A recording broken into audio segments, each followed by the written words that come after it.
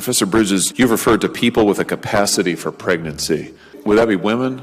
Many women, cis women, have the capacity for pregnancy. Many cis women do not have the capacity for pregnancy. There are also trans men who are capable of pregnancy, as well as non-binary people who are capable of pregnancy. So this isn't really a women's rights issue. We can recognize that this impacts women while also recognizing that it impacts other groups. Senator Hawley. Oh, so your view is that the core of this right then is about what? So I want to recognize that your line of questioning is transphobic, and it opens up trans people to violence by not recognizing that. Wow, you're saying that I'm opening up people to violence by asking whether or not women are the folks who can have pregnancies? So I want to note that 1 out of 5 transgender persons have attempted suicide. So I think it's important because of my line of questioning? So we can't talk about it? Because denying that trans people exist and pretending not to know that they exist. I'm denying that trans people exist by asking you if you're talking about women having pregnancies? Do you believe that men can get pregnant?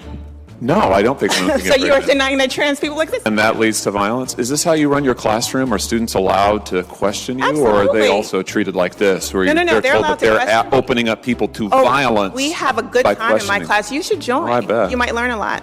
Wow, I would learn a lot. I've learned a lot just in this exchange. Absolutely. Extraordinary.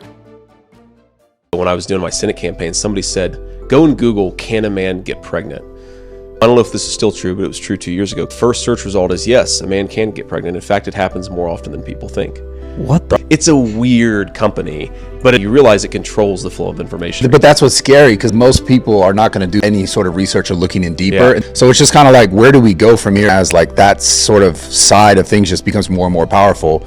I think part of it is you have to sort of think for yourself, and you have to assume that somebody's trying to filter their own bias and put it into something that you're consuming. And we just have to keep being skeptical, consuming alternative sources of information.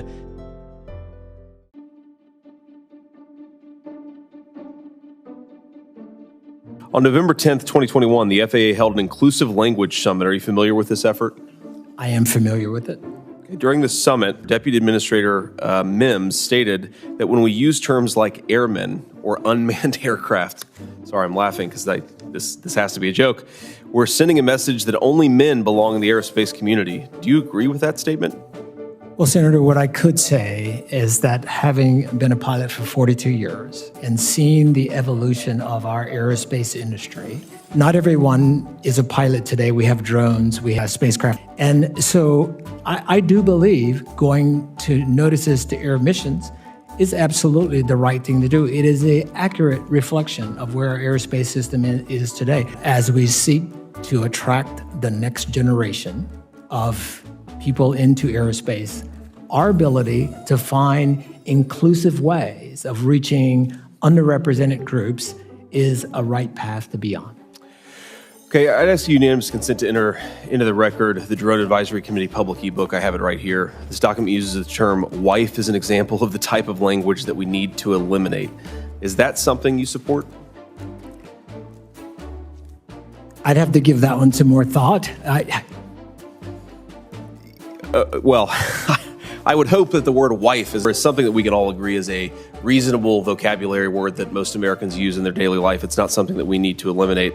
It strikes me that preoccupying ourselves so much with the words that we use rather than the work that we do, especially as our infrastructure appears to be crumbling and we've had major flight outages the last couple of years, is at best a distraction and at worst a thing that takes attention away from focusing on the real problems. I represent the people of Ohio, and I'm very confident that the majority of Ohioans, if there's a pilot who is offended by the word wife or the word cockpit, maybe that person shouldn't be a pilot.